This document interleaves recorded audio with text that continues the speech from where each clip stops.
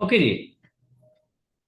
जो आज मैं आपको टॉपिक पढ़ाने लगा हूँ वो है ऑस्ट्रेलिया से मुतालिक। ये एक ऐसा कॉन्टिनेंट है जो एक ही कंट्री पे मुश्तमिल है। आप इसको कंट्री कह लें कि कॉन्टिनेंट, ठीक है। कंट्री कहें कि कॉन्टिनेंट, इसको कंट्री भी कहा जा सकता है, कॉन्टिनेंट भी कहा जा सकता है।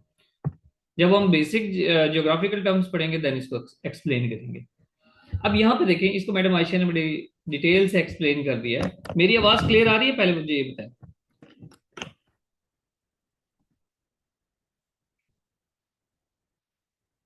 मेरी आवाज बिल्कुल क्लियर है? यस सर, क्लियर है। ओके। अच्छा जी। अब इसमें एक है यहाँ पर जनरल नॉलेज।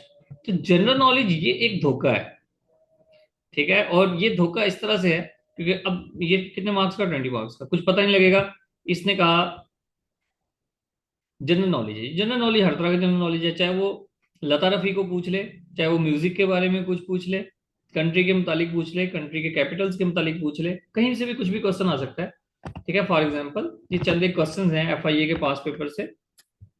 वो पूछता है जी श्रीलंका का ओल्ड नेम क्या है। इसका मतलब जब हम कंट्रीज पढ़ेंगे कॉन्टिनेंट पढ़ेंगे। अब कॉन्टिनेंट में देखेंगे कि कंट्री कौन सा है, इस कॉन्टिनेंट में कौन कौन से कंट्रीज हैं। आफ्टर देन देखेंगे कि भाई इन कंट्रीज के कैपिटल कौन से हैं, इन कंट्रीज की करेंसी कौन सी है, इन कंट्रीज की हिस्ट्री क्या है ब्रीफली। ठीक है, ज्यादा डेप्थ में नहीं जाएंगे क्योंकि हमारे पास हमारा सेशन भी 2 मंथ का है यकीनन, और हमने फिर ज्यादा डिटेल भी नहीं देखनी। अब ये देखें, ये पूछता है जी रे, रे की जो वीक जो भी इसका प्रोनाउंसिएशन बनेगी, तो इसका ये किसका कैपिटल है? आइसलैंड का जी। क्रोएशिया का कैपिटल जागरीब। बहुत पूछा जाता है सब इंस्पेक्टर में, एफआईए में सब इंस्पेक्टर 2018 में एक क्वेश्चन आया था। ठीक है, और मैंने इसको कंपाइल भी किया हुआ है। आपके जितने भी एफआईए के पास पेपर्स हैं उनको मैंने इसी तरह अपने जो भी मेरे सब्जेक्ट होंगे उन सब्जेक्ट में, फॉर एग्जांपल इंग्लिश जब मैं पढ़ाऊंगा तो एफआईए के पास पेपर में जितनी भी इंग्लिश आई हुई है उन सबको कोशिश तो मेरी होगी कि टॉपिक वाइज मैं अरेंज करके दूं आपको। जिस तरह जब ग्रामर पढ़ाऊंगा तो फिर ग्रामर आपको दे दूं, ग्रामर से रिलेटेड एफआईए के जितने भी पास पेपर में आए हैं क्वेश्चंस। ठीक है, अदरवाइज अगर ऐसा पॉसिबल ना हुआ हो पाया, क्योंकि अभी मैं कंपाइल करवा रहा हूँ उनको, ऐसा ना पॉसिबल ना हो पाया तो मैं आपको जस्ट इंग्लिश को एक्सट्रैक्ट करवा के आपको प्रोवाइड कर दूंगा। पास पेपर करने से क्या होता है कि आपको एक कॉन्फिडेंस मिलता है कि यार मैंने एटलीस्ट वो जरूर कर लिए हैं कि मैं पैटर्न को अच्छी तरह समझ गया कि पास पेपर में ये क्वेश्चन आया। अब इससे रिलेटेड जितने भी थे मैंने सारे कर दिए। आखिर वो क्या पूछेगा? यहां से पूछा देखो, सिस्का koruna is the currency of which country? जैक रिपब्लिक। अभी मैडम आयशा ने एक बात की थी कि इतना मुश्किल नहीं आता, एफआईए का पेपर इतना मुश्किल नहीं आता जितना पीपीएससी का आता है। लेकिन आप में से जो मोस्टली स्टूडेंट्स हैं, जो मोस्टली कंपिटिटर्स हैं, ध्यान से समझना मेरी बात को, जो मोस्टली कंपिटिटर्स हैं वो पीपीएससी की तैयारी करते हैं और पीपीएससी के पास पेपर्स को उन्होंने रट्टा लगाया होता है। अब जब वो पीपीएससी के, ठीक है, आप जिस तरह ये क्रोएशिया और जगरेब, ये पीपीएससी के पेपर में बहुत मर्तबा आया है, लेकिन ये आइसलैंड का कैपिटल शायद ही आया हो। Old name of Sri Lanka pass paper में आया है पीपीएससी के, ठीक है, और एफपीएससी में भी आया हुआ है। तो आपने इस चीज का ध्यान रखना है, जो लोग भी, जब भी देखो मुश्किल और आसान क्या होता है, जो कुछ आपको आता है वो आपके लिए आसान है और जो नहीं आता वो आपके लिए मुश्किल। समझ आ गई बात की? तो ये चीज है। तो आपने, आपके लिए अगर आपने कोई इंफॉर्मेशन तैयार नहीं की हुई और वहां से कोई क्वेश्चन आ जाए तो आपके लिए मुश्किल है। खैर, कुछ बातें ऐसी होती हैं जो आपको पेपर से एक दिन पहले मैं अच्छी तरह समझाऊंगा कि किस तरह से अपने आप को आपने मेंटेन करना है। अब एक क्वेश्चन है, देखो अभी मैं जो ऑस्ट्रेलिया पढ़ाने लगा हूँ, name the world famous and finest harbour. Harbour कहते हैं एक रहने की जगह, जहां पर समंदर के किनारे कोई शहर हो तो उसको हार्बर कहते हैं। ठीक है, कौन सा है जी? सिडनी। सिडनी एक सिटी है ऑस्ट्रेलिया का। तो ऑस्ट्रेलिया के बारे में हम इंफॉर्मेशन अभी देखेंगे किस तरह से इसको पढ़ते हैं। अब नंबर ऑफ फ्लैग भी देख लें, इसका इसका फ्लैग देखें, नंबर ऑफ स्टार्स देखें। नंबर ऑफ स्टार्स देखें, 1 2 3 4 5 एंड 6 स्ट्रिप। कुछ भी पूछ सकता है, जो आपकी आंखों के सामने कुछ आए तो आपने उसको क्रिटिकली देखना है कि यार ये क्या चीज है। क्यूरियोसिटी पैदा करो, ये क्या चीज है, ये क्यों है, ऐसा क्यों है, ऐसा क्यों नहीं है। जब तक आप सवाल करने वाले नहीं बनोगे आप कॉम्पिटिटिव एग्जामिनेशन के स्टूडेंट्स नहीं बन सकते। ठीक है। तो अब ये क्या है, यहाँ पर कॉन्टिनेंट है हमारे पास, North America, South America, Europe, Africa, Asia और ऑस्ट्रेलिया। ठीक है। और ये हमारा कॉन्टिनेंट है एंटार्क्टिका। कितने कॉन्टिनेंट है टोटल? सबको पता होगा, 7। ठीक है। यहां पर ऑस्ट्रेलिया एग्जिस्ट करता है। ये है ऑस्ट्रेलिया, जिसको अब यहां से, सॉरी, यहां आप देखो कि इस तरफ कौन सा समंदर है? Indian ocean. इस तरफ कौन सा समंदर है? Pacific ocean. तो ये आपने सारी ज्योग्राफी को बड़ा ध्यान से देखना है, और इसका मैप वगैरह बनाएंगे आप, बनवाएंगे, जो भी कॉन्टिनेंट आपको तैयार करवाऊंगा, इस तमाम कंट्रीज को टिप्स एंड ट्रिक्स से तैयार करवाऊंगा। ऑस्ट्रेलिया क्या है जी? एक ऐसा कॉन्टिनेंट है जिसका एक ही कंट्री है, नंबर 1। कैपिटल क्या है? कैनबेरा। यहां पे रुक जाओ। आप में से कितने स्टूडेंट्स हैं जिन्होंने पहली मर्तबा पढ़ा है कि इसका कैपिटल कैनबेरा है? जल्दी बताना है।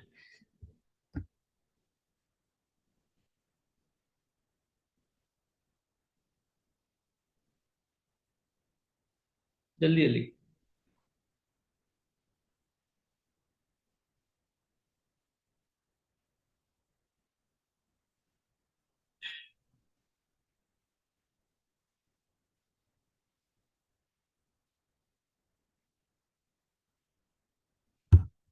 ओके। जिन्होंने पहली मर्तबा पढ़ा है। अच्छा, यानी कि इस निकम्मी क्लास भी है यहाँ पे बहुत सारी। निकम्मी नहीं है जी, सॉरी। क्यों? ये जो, जिन्होंने पहली मर्तबा पढ़ा है ना, ये जब इस तरह से, अभी जिस तरह अभी बताने लगा हूं आपको, आप लोग जब अपनी बेसिस बनाओगे तो आपका जोश ही अलग होगा बाकी उन स्टूडेंट्स की निस्बत जो, उनको घमंड होता है कि हमने तो बहुत पढ़ा हुआ है पहले।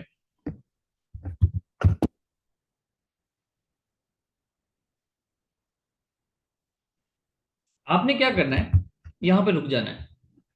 आपको ये बात तो लाइन याद रहेगी कि एक ऑस्ट्रेलिया एक ऐसा कंट्री है, कॉन्टिनेंट है, जिसमें एक ही कंट्री है। लेकिन कैनबरा जो आपने पहली मर्तबा पढ़ा है, आपको क्या ख्याल है, आप अभी पढ़ते हो तो क्या आपको कल तक याद रहेगा? कभी भी नहीं। अच्छा, अभी ये स्टूडेंट्स जिन्होंने कहा कि इन्होंने ये पहली मर्तबा पढ़ा है कि ऑस्ट्रेलिया का कैपिटल कैनबरा है। ठीक है जी। सना है, शान है, और क्या जी, अपने सही नाम से आए करे भी। आप में से मुझे बताओ कि आलिया भट्ट का नाम किस किस ने पहली मर्तबा सुना है? क्योंकि मुझे ऑस्ट्रेलिया में आलिया नजर आती है। ये देखें, लास्ट में इसके 4 लेटर निकालो तो आलिया नजर आती है। हाँ जी, बताएं, शाबाश। सना, सना, जानी, जानी, शान। आपने कभी आलिया भट्ट का नाम सुना है? आप, आलिया तो किसी के लिए न्यू नहीं होगी यकीनन, क्या ख्याल है? जी जी सर, इंडियन हीरोइन है सर। क्या बात है, हसद तो नहीं है? जी सर। तो आप आप क्यों आ गए हो? हम्म। मैं हसद? नहीं है ना सर, डेमो क्लास नहीं है। अच्छा चलो ठीक है। हम दुआ करेंगे आप जल्द से जल्द बहुत बड़े अफसर बनो। इंशाल्लाह ठीक है। सर। तो इस आपकी, डेमो क्लास से अभी तक याद रखना है। नहीं नहीं, आपने मेरी बात को माइंड नहीं करना। मैं, मुझे याद आ रहा है ना, आपने कहा था जॉब हो गई है। जी सर। चलो अच्छी बात है जी। ये इल्म, इल्म का शौकीन होना चाहिए, आगे से आगे बढ़ने की तलब होनी चाहिए। ठीक है। बाकी जितने भी स्टूडेंट्स हैं, जब आपकी एक जगह जॉब हो जाती है तो एंड देन आप दूसरी अच्छी जॉब के लिए आपने कोशिश करना, यकीन नहीं छोड़नी। तो आलिया, ऑस्ट्रेलिया में आलिया, आलिया को देखो तो यहाँ पे कैनबेरा है, कैनबेरा को तोड़ो। मैं वैसे इसको यहाँ से कैन भी करता हूँ, वो जो नहीं है, पानी की भर के लेके आते हैं हम, आजकल तो पानी वैसे खराब है हर जगह पे, तो कैन है, इसको छोड़ दो। यहाँ पर एक है बहरा, इसको अगर कहे तो बहरी, तो आलिया बहरी।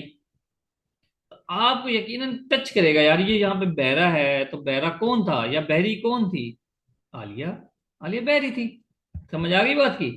तो इस तरह से आपने इसको जोड़ देना है। आप यकीन करें, जब आप अपनी खुद से ऐसी क्रिएटिविटी लेकर आएंगे, आप यकीन करें, आप 2 दिन हंसते रहोगे कि मैंने इतनी अजीब चीज भी बनाई थी। ये कभी नहीं भूलेगा आपको। सिक्स्थ लार्जेस्ट कंट्री है by area. Australia sixth largest country by area. तो बाकी कौन से कंट्रीज हैं जो फर्स्ट नंबर पे हैं? आपसे पूछना था वैसे मैंने। Russia, Canada, China. Third number पे है China. United states, Brazil, Australia, ये सिक्स नंबर पे। इंडिया, अर्जेंटीना और कजाकिस्तान। कजाकिस्तान यानी कि 9वें नंबर तक मैं लेकर गया हूं इसको। कोई बता सकता है मैं इसको 9वें नंबर तक क्यों लेकर गया हूं? इतना तो नहीं पूछेगा वो ना। आप में से कोई बताएगा असद के अलावा कि मैं इसको 9वें नंबर तक क्यों लेकर गया हूं? सर वो रेयर करने के लिए कि मतलब एक लार्जेस्ट है तो उस हिसाब से मतलब वो अपनी वो लिस्ट में वो स्मॉलेस्ट है लेकिन बाकियों से वो लार्जेस्ट है।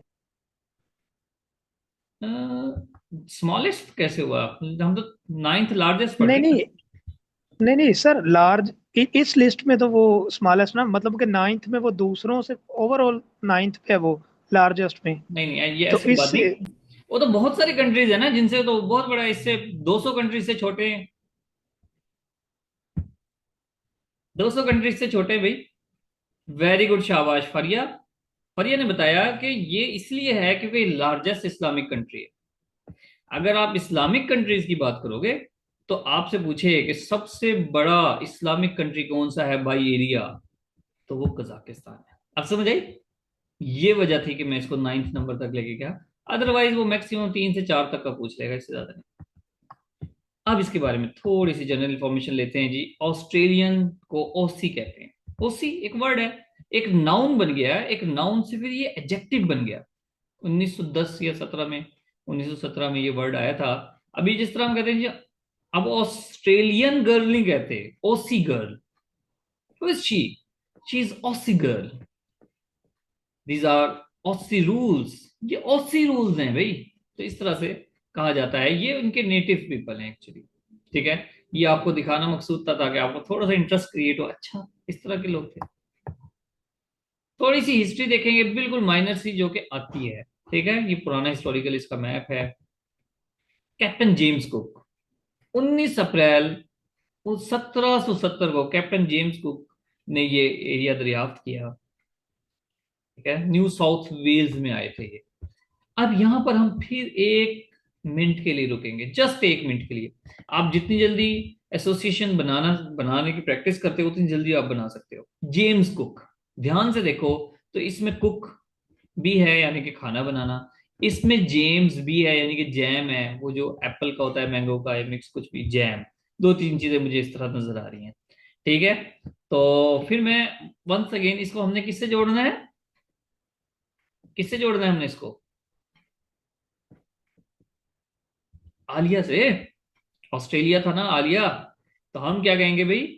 आलिया को कुकिंग आती नहीं, बड़ी स्टार है भाई, कुकिंग थोड़ी आएगी उसको। तो वो कैसे खा पी के गुजारा करती है? जैम खा लेती है, बस ब्रेड मंगवा लेती है, जैम मंगवा लेती है। तो जहां पर ये आएगा, तो आप जैसे ही पेपर में पढ़ोगे, यार जय ये पढ़ा तो है जेम्स कुक। आप ध्यान से देखोगे जैम, वो कौन सी सुपरस्टार थी जो कि जैम खाती थी? वो कौन सी सुपरस्टार थी जिसको कुकिंग नहीं आती थी? देन आप ये जहन में डालोगे। आप इतने कंट्रीज हैं, सबको सुपरस्टार के साथ थोड़ी जोड़ना है हमने। किसी कंट्री को किसी नाम से जोड़ेंगे, किसी को किसी से, क्योंकि ऑस्ट्रेलिया की कोई शेप नहीं है, आलिया की शेप है। समझ आएगी ऊपर से गई? हाँ भाई, समझ आई कि ऊपर से गई? ओके। अब इसका नेशनल एनिमल देख लें, कैंगरू।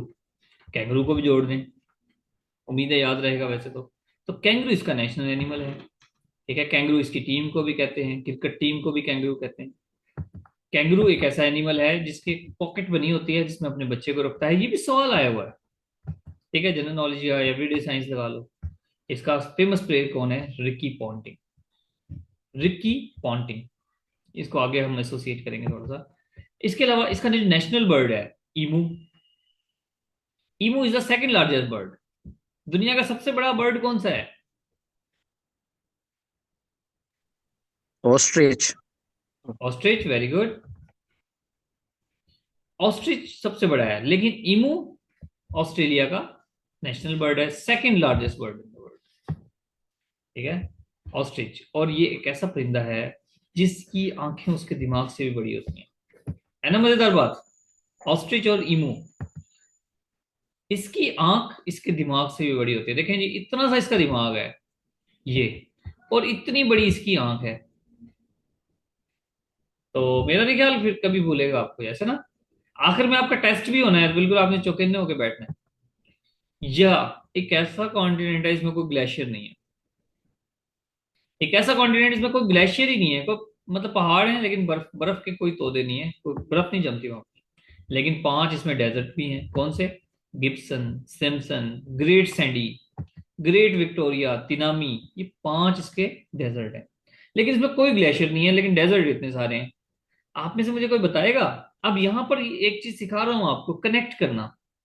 हमारा क्या होता है कि हम बस पढ़ते चले जाते हैं, हम कभी सोचते नहीं है क्रिटिकली, हम कनेक्ट नहीं करते चीजों को।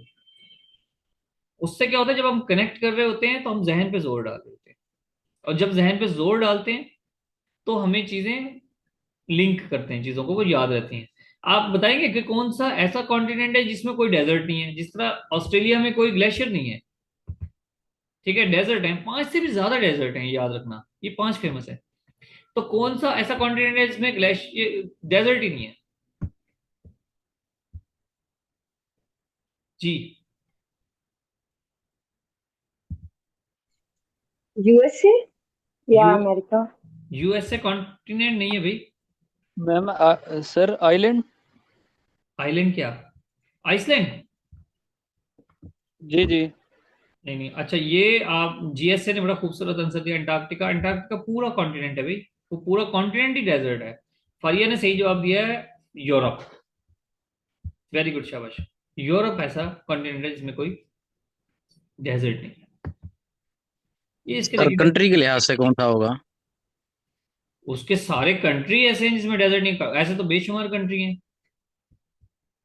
ऐसे तो बेशुमार कंट्री है जिसमें ग्लेशियर नहीं है। पूरे यूरोप में नहीं है सर। पूरे यूरोप में नहीं है। ठीक है, अब यहाँ पे देखें, ग्रेट सैंडी है, तिनामी है, सिम्पसन है, ठीक है, ग्रेट विक्टोरिया है, और गिब्सन है। नेक्स्ट देखते हैं जी। इतने ज्यादा डेजर्ट हैं, इतने बड़े एरिया पे कि 2/3 यहाँ पर डेजर्ट है। इंसानों से भी ज्यादा तादाद है यहाँ पर किसकी? शीप की। क्योंकि शीप ऐसे खुश्क इलाके में रह जाता है, झाड़ियां खाता है, तो यहाँ पर बेशुमार शीप हैं। अब जब शीप ज्यादा हैं तो क्या वूल होगा यहाँ पर? ठीक है, जब वूल पैदा होगा, बहुत ज्यादा वूल पैदा होंगे, लार्जेस्ट प्रोड्यूसर ऑफ द वूल भी है ये। इसी की वजह से इसको लैंड ऑफ गोल्डन फ्लीस भी कहते हैं। ठीक है, फ्लीस भी एक स्पेशल वूल होता है, वूल होता है, sorry, fleece, golden fleece, land of golden fleece भी कहते हैं। लार्जेस्ट प्रोड्यूसर ऑफ वूल भी है। आपको अभी मेरे ख्याल से स्लाइड ऐसी बनी हुई है कि आपको याद रहेगा। अब यहाँ पे दरिया, सबसे बड़ा दरिया, लॉन्गेस्ट रिवर, मरे रिवर। ठीक है, 2500 किलोमीटर इसकी लेंथ है। ये मरे रिवर है। ठीक है, इतना लॉन्गेस्ट है कि जो भी इसमें आता है वो, यानी कि आलिया, आलिया ही समझ लो, कि जो आलिया को देख के मरता है उसको मरे रिवर में डालते हैं। ठीक है, ऐसा कुछ भी कह सकते हो। फिर यहाँ पर डार्लिंग रिवर भी है, ये तो आप खुद ही कनेक्ट कर लोगे, और मरे मरे रिवर में ये जाता है। तो यहाँ डार्लिंग रिवर भी है, मरे रिवर भी है, और भी है, लेकिन ये फेमस है। तो हम पहले फेमस करते हैं, उसके बाद देखते हैं एडिशनल हम और कितना कर सकते हैं। पढ़ने को और पढ़ाने को तो इतना मुश्किल नहीं है, आपको कुछ भी पढ़ा दो आप, या कुछ भी पढ़ लो। रिटेन कितना करते हो ये मैटर करता है। फिर ग्रेट डिवाइडिंग रेंज यहाँ पर है। जहां भी ग्रेट का वर्ड आए ना, ध्यान से समझना, ये आपको ट्रिक बता रहा हूं। जहां भी ग्रेट का वर्ड आए, पॉसिबल है 95% के वो ऑस्ट्रेलिया से होगा, वो एमसीक्यूज ऑस्ट्रेलिया से रिलेटेड होगा, पॉसिबल है। तो ग्रेट डिवाइडिंग रेंज ऑस्ट्रेलिया में। ठीक है, अब ये ग्रेट डिवाइडिंग, इसका मतलब ये नहीं है कि ऑस्ट्रेलिया को ब्रेक कर रही है, नहीं, इसका नाम है डिवाइडिंग रेंज। उन्होंने समझा कि समंदर से खुश्की को हमें अलग कर रही है, इसलिए ये ग्रेट डिवाइडिंग रेंज है। पहाड़ी सिलसिला है। रेंज का मतलब है माउंटेन रेंज, पहाड़ी सिलसिले को कहते हैं, बहुत बेशुमार पहाड़ है। ठीक है, largest mountain range in Australia, जो 3500 किलोमीटर की है। इसकी लेंथ 3500 किलोमीटर है। ये सबसे बड़ी रेंज है ये। और भी रेंजेस हैं लेकिन ये सबसे बड़ी है। और यहाँ पर ये माउंट है कुशियोजुको, जिस हाईएस्ट माउंटेन है। याद रखें, जब भी हम माउंटेन रेंजेस की, जब हम मल्टीपल माउंटेन्स की बात करते हैं जो एक सीरीज में है तो उसको कहते हैं रेंज। जब सिंगल एक माउंटेन की बात करते हैं तो वो एक माउंटेन है और उसकी हाइट की बात करते हैं कि वो कितना ऊंचा है। तो कोशिश को सबसे ऊंचा है, हाईएस्ट है। रेंज की बात करेंगे तो लार्जेस्ट, माउंटेन की बात करेंगे तो हाईएस्ट। अब ग्रेट डिवाइडिंग रेंज, और वो कितनी, 3500 किलोमीटर हो गई बात।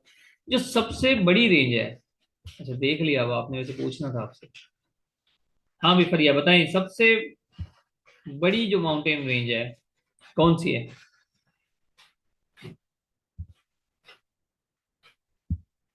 सबसे बड़ी माउंटेन रेंज कौन सी है?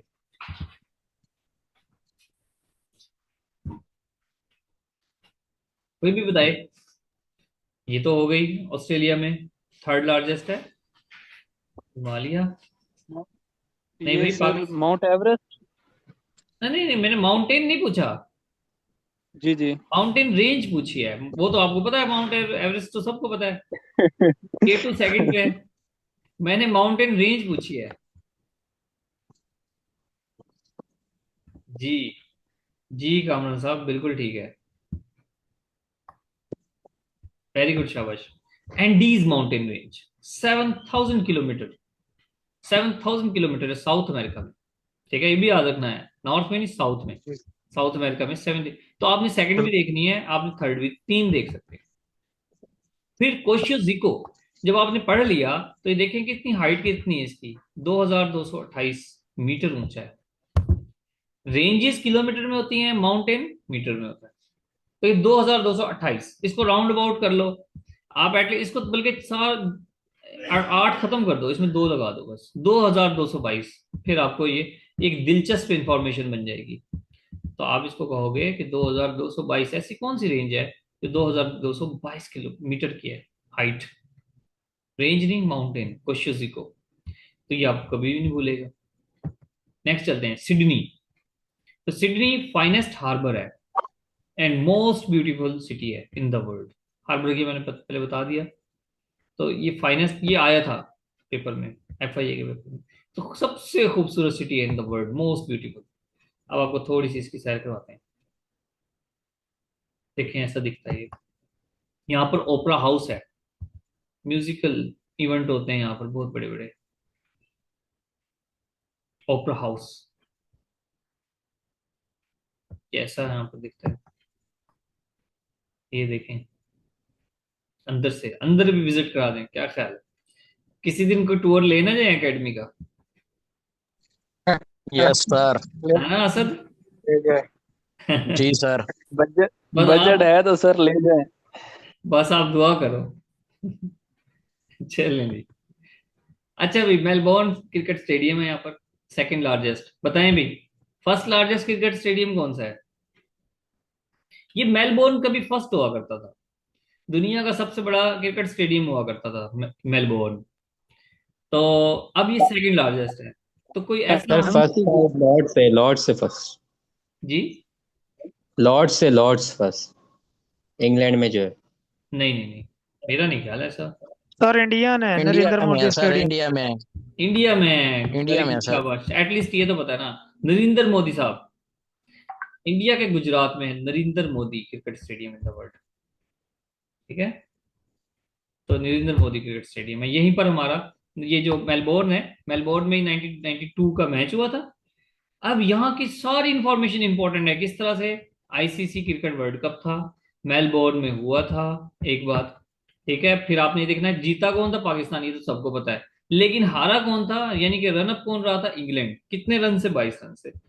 ये सारी इंफॉर्मेशन इंपॉर्टेंट है। फिर यहाँ पे कंतास है, एयरलाइन। ठीक है, तो अब इसको कोई जोड़ सकता है आलिया से? Qantas airline is famous airline. जी सर, जोड़ सकता हूँ। बताएं फिर।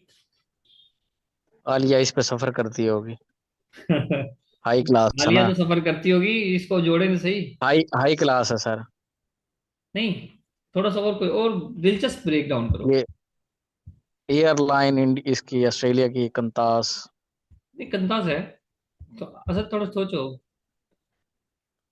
देखो, ताश इसमें आता है, ताश, ताश तो सब जो वाकिफ होंगे ना।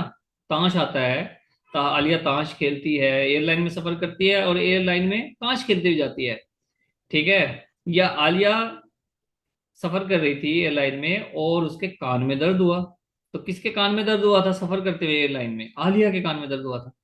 आलिया कातिल है, वाह भी वाह। तो ये भी हो सकता है। तो ताश खेल रही थी, कान में दर्द हुआ था, तो आलिया के साथ बैठ के आप बातें करो ना, तो आपको ये कभी नहीं भूलेगी। फेमस एयरलाइन है, कर लिया।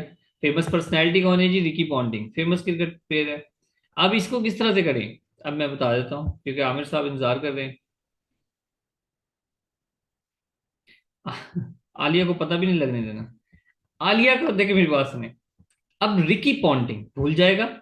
आप इसको कभी स्पेनिश कर दोगे, तो कभी ऑस्ट्रियन, ऑस्ट्रियन भी कर सकते हो, आप कुछ भी गलत कर सकते हो। ध्यान से देखें, वो क्या होता है यूनिवर्सिटी में? रैकिंग होती है। रैकिंग होती है ना यूनिवर्सिटी में, जो स्टूडेंट्स यूनिवर्सिटी के रैकिंग कहते हैं, वो उल्टे सीधे काम करवाते हैं न्यू स्टूडेंट्स के साथ। तो अब रैकिंग की है आलिया की। आलिया अभी नई नई यूनिवर्सिटी में दाखिला हुआ था, अब उसकी बेचारी की रैकिंग हो गई। रैकिंग में क्या था भाई, आलिया को कहा गया आप पोनी लगाओ। पोनी तो अब कहाँ लगाती है ऐसी मॉडर्न खवातीन, पोनी लगाती है कोई? तो उसकी रैकिंग में पोनी लगवाई थी उससे। अच्छा हाँ, रैगिंग होती है, सॉरी। तो रैगिंग होती है, हम चलो रैगिंग कह दें, रैकिंग कह दें। हमारा एमसीक्यूज तैयार हो गया। तैयार हो गया कि नहीं हो गया भाई? यस या नो? यस या नो?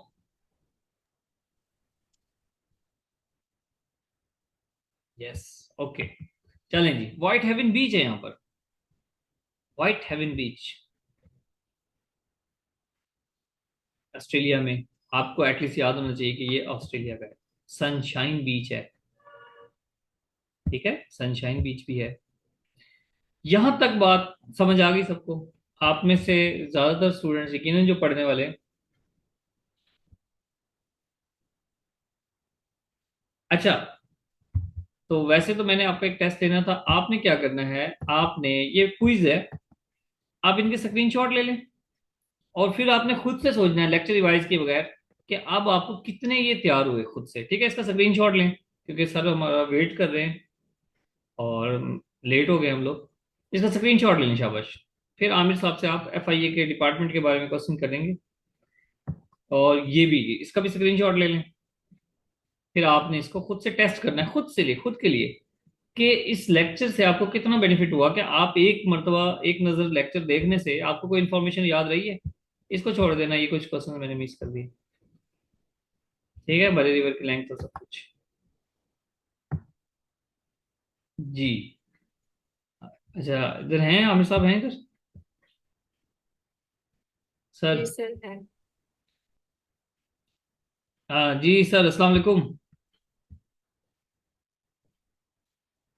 जी जी, वालेकुम सलाम। हाँ सर, ये कुछ स्टूडेंट्स हैं, हाँ जी, कोई क्वेश्चन सर से कर सकते हैं सर। माशाल्लाह असिस्टेंट डायरेक्टर हैं एफआईए डिपार्टमेंट में करेंटली। सर आप काइंडली इससे थोड़ा सा इंटरेक्शन कीजिएगा। सर एफआईए के बारे में कुछ बताइएगा इनको।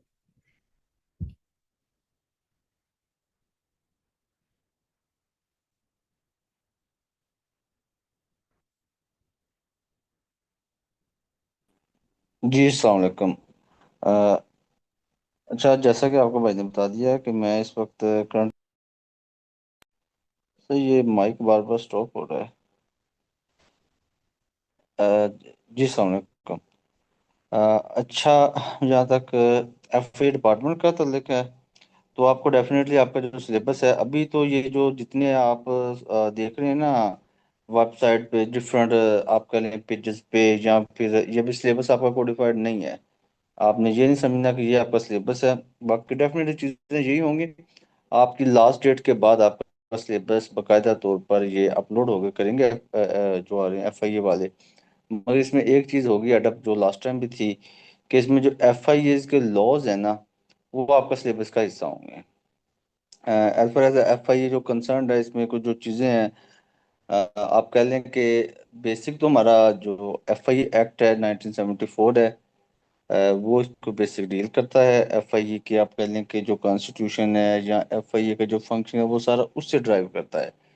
फिर आगे उसको रन करने के लिए कोई आपको कह लें कि आप कोई एसओपीज होते हैं हर डिपार्टमेंट के, कुछ रूल्स होते हैं, वो डिफरेंट हम एफआई ने अपने इंटरनल रूल्स बनाए हुए हैं। आप कह लें कि वो मैं आपको वक्तन फवक्तन शेयर कर दूंगा।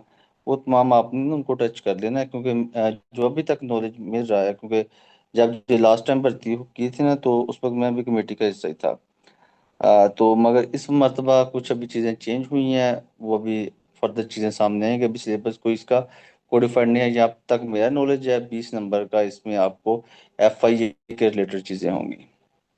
तो एफआईए के जो बेसिक चीज़ें हैं, अच्छा जो एफआईए जिसको आप जानते हैं फेडरल इन्वेस्टिगेशन एजेंसीज का सही नाम है, तो एफआईए के ना आगे हिस्से हैं। आप इसको सिंपल वर्ड्स में पार्ट कह लें, या फिर हमारे जो इंटरनल उसको विंग्स बोलते हैं।